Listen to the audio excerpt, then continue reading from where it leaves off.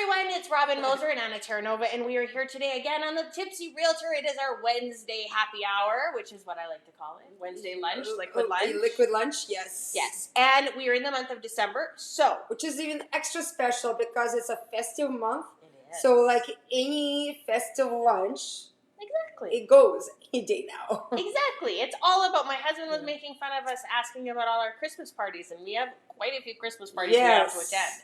But anyways, it's been busy. It has, but we're here, and we're going to make a cocktail called Mule It Over, and we're going to talk about, do you have time to think in a real estate transaction? Because I know sometimes people think they do, or they feel like they don't. Yeah, and it looks interesting. Like it looked like Mule It Over. It's like, I don't know why it's called like that. Well, because it's mulled wine. That's right. There you go. Because I was like, we were looking for this liquor that's called what? Glog liqueur. So glog liqueur is in the recipe, and it's actually only sold in the United States. So we couldn't get it up here in Canada, but we've got glog, which is mulled wine. Smell it. It's very good. So I found the glog at Wine and Beyond. Yeah. We're going to put the recipe up. And obviously with the glog, we're going to have some alterations. So this is basically like a festive Moscow Mule. We're in the copper mug. Yeah. That's what it says in the thing. We're going to like it's a great way to start the festive season of December. Yeah, we're going to put our crushed ice, which I made today with getting rid of all of my frustrations. Yes. It was very aggressive. But it was very crushed at the end. Which was wonderful. It did the job. It did the job. Don't get Robin angry. That's what. Not with a mallet in my hand. Exactly.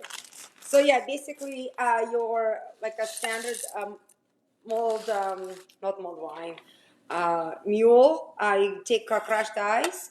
You do half an ounce of lime juice. So lime juice in both glasses. Yeah.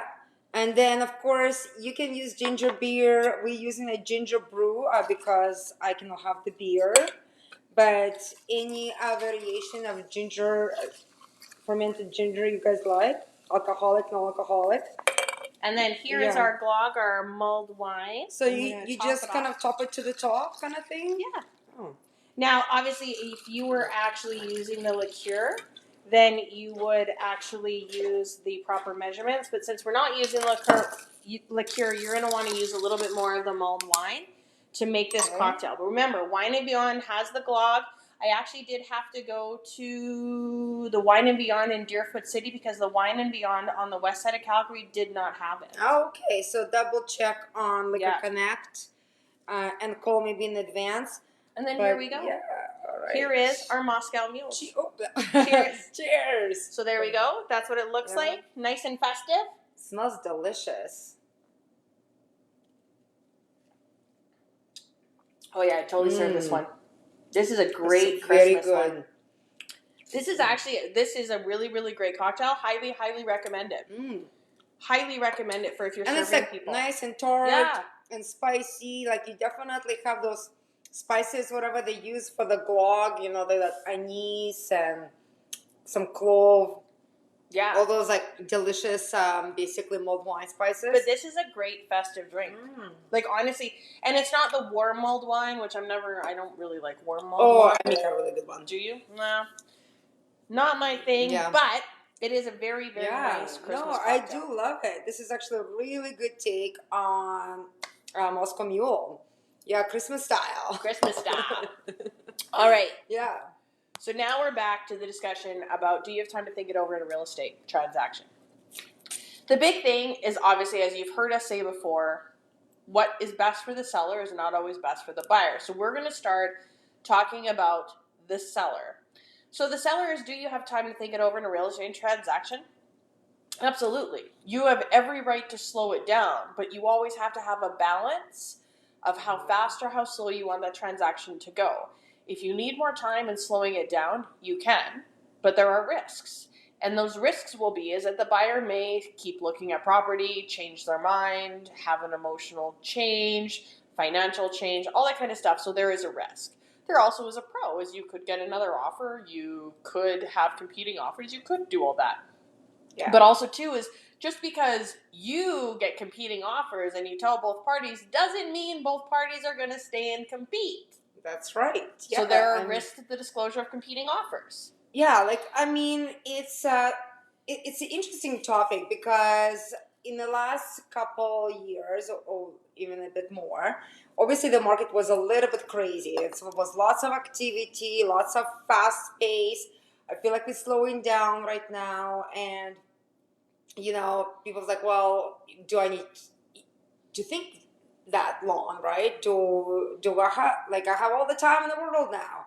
But at the end of the day, I think from the seller's point of view, I love having a conversation with my seller about expectations, right? Like those what ifs. Yep. Because even in the faster market, yes, you're listed, and sometimes the offer comes within an hour, sometimes the offer comes within a day.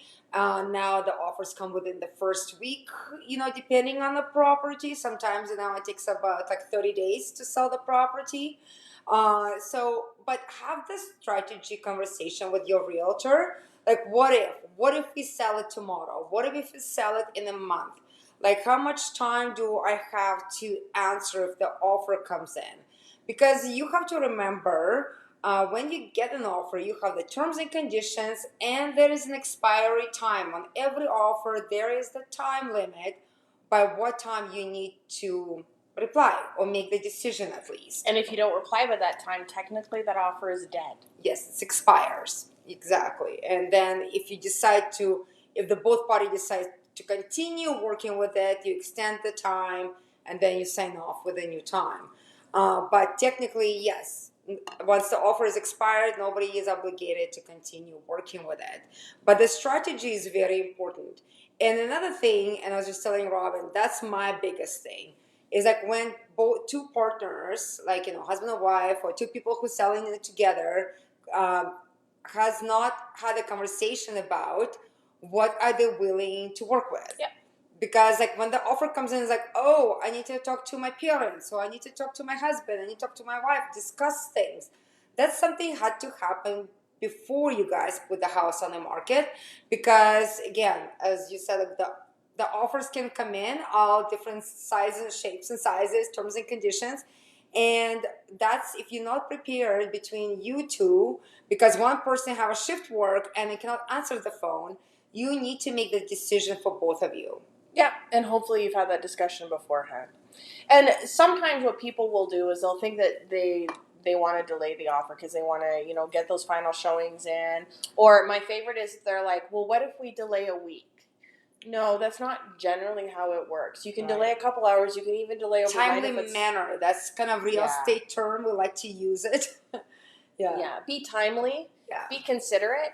But unless you're in a ridiculous market like we were in last summer, people are not going to delay a week to see what your answer is. That was a rare circumstance. That is not common, that people will wait a week to hear back about whether or not you're going to accept their offer, especially if they're the only offer on the board. If they're the only offer on the board, unless your house is very unique and very special, and I'm sure you always think it is, but not everyone is in that position where they're going to wait the week because your house may not be special and there are other houses to choose from. Yeah, and I also always like how Robin, I'm the person who's like, if we get an offer, we should try to make it work, right? Like, my answer is never no. But, I like how Robin always says like, oh, just because you have an offer, you're not obligated to take it. I'm like, well, it's an offer. Let's see if we make it work, especially if it's a slow market. Yeah, absolutely. Right? But yes, like we need to remind you guys, either buyer or the seller, just because you put out there the offer doesn't mean the seller has to take it. Well, and that's exactly it. Is whether you're a buyer, whether you're a seller, and we can probably switch into the buyer side now. Yes. But whether you're a buyer, whether you're a seller, you have the right at any point to say no and walk away. All an offer is the start of a conversation, the start of banging out the details to see if you guys can agree to agree or agree to disagree. And if you agree to disagree in real estate, that's okay. You're allowed to. Mm-hmm. That's what's so cool about real estate. An offer is not a marriage commitment. An offer is only the start of a conversation to see if you guys can land on the same page and make it work. That's right. And for the buyers, of course, again, if it's a busy market or it's a very popular property and there is a few people, consider your market, consider your competition, because sometimes, yes, your thought process needs to be sped up, sometimes slow down, sometimes you do have that 24 to 48 hours to think about how to respond to a counter offer, for example, right? Like, from the seller. And yeah, go ahead. Well, I was going to say, you actually made me think of something. Is that when you're actually a counter offer basically is what you talked about. Like, you have the right to say no. You have the right to say no, but you're right. But offer a solution too. Don't just say no and walk away. Like, I'm going to take my ball and go home. Offer a solution. Say no, but here's another solution. No, here's another solution. And that actually is really what happens in real estate. Is a counter is you saying no, but here's another solution that I could live with. No, here's another solution that I could live with. And that kind of is exactly what the countering is back and forth. Is everyone, and we always say, like, a good compromise leaves everybody miserable. That countering back and forth is just you offering an alternate solution to the last solution that they offered. Yeah, like, a lot of people, like, we use the negotiation word a lot in our job, but at the end of the day, it's not really negotiation, because when seller puts a house on the market, they have their perfect terms and conditions and price in mind. When buyer offers, they have their perfect conditions, which sometimes don't completely align. And that's why we're kind of trying to find that middle ground. Like, where can we align to make the both party kind of happy, right? Yeah. Because it's about a give and take situation. And I guess that's what we call negotiating. We're not negotiating the price down. We're negotiating what works for one party and what works for another. Yeah, where they're both willing to give. And exactly. For a buyer, just because you like the house, don't think that there's not someone else out there that doesn't like it too. So, yes, you can slow it down as a buyer if you want, if it's going too fast, but understand the risks. And the risks of slowing it down is that someone else might come in and write an offer on the property. And the risks is if that happens and you go into competing offer situations, then you may risk losing the property or paying higher than what you wanted. And as we always tell people, the big question we ask them all the time is, if this house sold tomorrow, would you be disappointed? That's right. Because if that happens, if we lose that house, what ends up happening is we now are out searching for that exact same house at that exact same price, and we might not be able to find it. Right. No, I tell them right away. It's like, hey, if this is gone, there's going to be no house the second one like that. You're going to be prepared to let it go and I'll cry about it. Because we see it all the time, right? And I do like to have a plan B just in case, that's kind of always kind of a security blanket. And of course, like, take time to think, ask questions, right? Don't think because we got an offer or counter offer back, you have to make the decision and that's second. Sometimes you need to calculate, especially if we're doing like an investment property, we need to crunch some numbers and see if that still works for you. That's very important, because at the end of the day, you need to feel comfortable making the decision. Have an open conversation with your realtor, like, basically talking out loud. Sometimes that helps as well. Yep.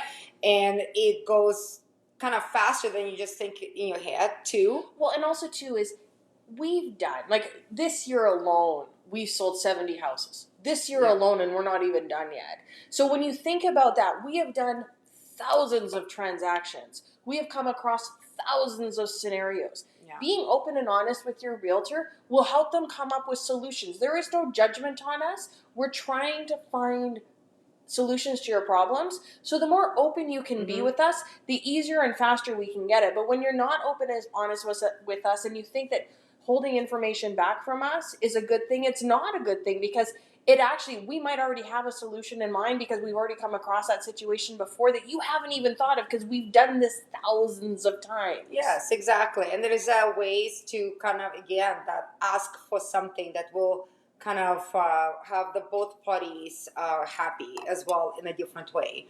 So, and yes, like, again, remember about a timely manner, but also because you do have that time that you put in your offer or given that time in offer. Basically, this is the time where you can think about it, review the statistics, talk to your friend, talk to your mom, whoever you want to. But at the end of the day, we all have to make a decision by the time the offer expires. Absolutely. The other thing, too, is don't think that, like, when you're talking about finances, you have a condition of financing, and it's subject to your satisfaction. Yes. that condition period can be your time to think, because your financing is subject to your satisfaction, which means if you're not satisfied, no one gets to judge you, no one gets to ask you for proof, no one gets to sit there and argue with you, because your satisfaction is subjective to you and only you get to decide if you're satisfied. So sometimes that will be the time, or even home inspection condition. If you have that home inspection condition and you're looking at a house and you want renovations, well, that's time to get all of your contractors in and see if those renovations that you're looking for are cost effective. And if they're not, it's great. You get to cancel the contract, you get your deposit back, and no one gets to be mad at you because you weren't satisfied. That's okay. So sometimes that condition period can be that kind of mull over time too. I see how I wrote that in there. Yeah. So that can be the time for you to think about it, for you to look at those statistics. So don't stress out, because like we tell everyone, until it's a done deal, which is when you remove conditions, it's not a done deal. Right. And one more point is I know the market is slowing down right now. It's not as insane anymore, but you can extend the time for offer reviews. You don't have to review the offer as soon as they come in, or we usually, when it was really crazy, we get 10 offers on the same day. You can ask for 3 days for people, so you can get through all the showings done, and then review all the offers 3 days later, not the same day.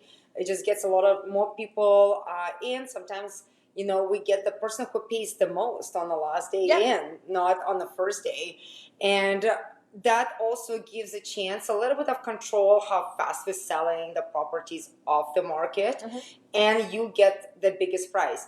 Some people are like, well, I don't want to miss this motivated buyer. Well, if the house fits, the motivated buyer will stay motivated. If they kind of wishy-washy, they're not sure, they will find a way to walk away from the deal. Absolutely. And if they're motivated, they'll be out there in the first 3 days. That's right. Exactly.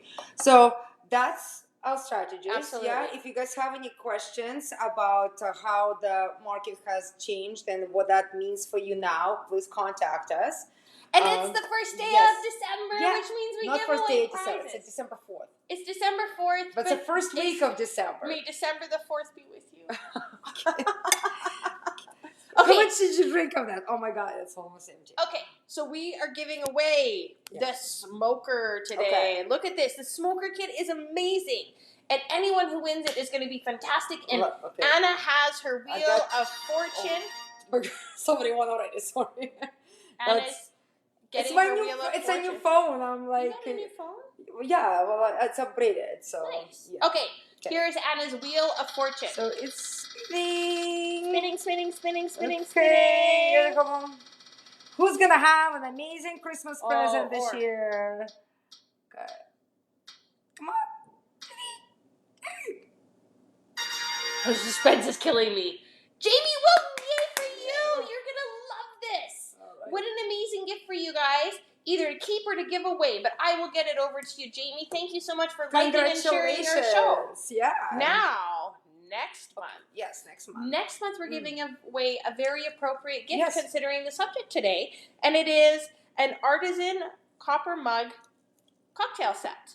Yeah. So you'll get 2 copper mugs, you'll get a copper shooter glass, you'll get the sticks, you'll get everything to go with it, you'll get a straw, and you will be able to either wow your friends by making this amazing cocktail, or you'll be able to give it away. Yeah, it makes a great Christmas present. Well, they'll get it though at January. Yeah, and if you actually make it like really extended, you go and get all the components of our Mule It Over cocktail and put it together, and that makes like even better present. There you go. Yeah. But what are we doing next week? Oh, hang on 1 second. Sorry. Oh. We have to remind you that all prizes are offered by and on behalf of RE/MAX Realty Professionals. Just keep sipping. So, please like and share our show. So how you gonna win? Like, share, love, tag your friends, comment on the shows, share the shows. Every time we see your name pop up on any social media, obviously our Facebook Live, Instagram, LinkedIn, YouTube, anywhere that you will see any activity, your name gets entered to win our awesome prize for next month, and as many times. And remember that if you're looking for stocking stuffers, the Tipsy Realtor Cocktail Conversation Journal is available on Amazon for the low price of, I believe, $14.99 Canadian and probably like $3 American now with that exchange rate the way it's going. Yeah. But it is on Amazon. You can find it on our Facebook page. It is featured in the links. Instead of going to look for it on Amazon, click there, buy one. We appreciate all of your support, and we know like that I make cocktails out of our cocktails journals because it's like, what I'm gonna make, I'm like, I remember we had this drink or that drink, or I'm like looking to the seasons because most of our seasons kind of organized. It's like, I'm gonna see what we made last Christmas, so this Christmas coming up, because then I come up with a cocktail for a dinner party or whatever, and there's some ingredient that takes 2 ingredients. And some takes like 10. Exactly. So it's if you want to be extra adventurous. Absolutely. And of course, if you know of anyone buying or selling real estate, please have them give us a call. But most importantly, join us next weekend for the Smoked Manhattan. I'm looking forward to that one. I know, it's going to be a good one. Super excited. We're also going to talk about how to get rid of the smoke smell in your house, because believe it or not, we get this question a lot. And we're going to talk about all the different do you smell my house? Like smoke smell? No. Because we forgot to open our fireplace thing, and we couldn't figure it out why the smoke keeps coming in the house during our dinner party last week, and there was smoke the whole house. So we figured it out. We didn't actually open it all the way. So I've been like airing it out, burning candles. Yeah. Okay, but if you know anyone buying or selling real estate, please have them give us a call. Friends, family, coworkers, neighbors, people you like, people you don't like. We want to help everybody out. We do appreciate the referrals, and we always want to make sure that people have the right information. Even if sometimes they may not use us, that's okay. We prefer them using us. We think it's the smartest decision. But the right information is more important than no information at all. So please feel free to have everyone call us at the number on the screen. Go to our website, look for more information. And feel free to view our old shows as well if you're looking for good real estate advice. That's right, yeah. So have a great week, and we will see you next Wednesday. Next Wednesday for another festive. That's right. Yeah, episode. All right. Bye. Bye.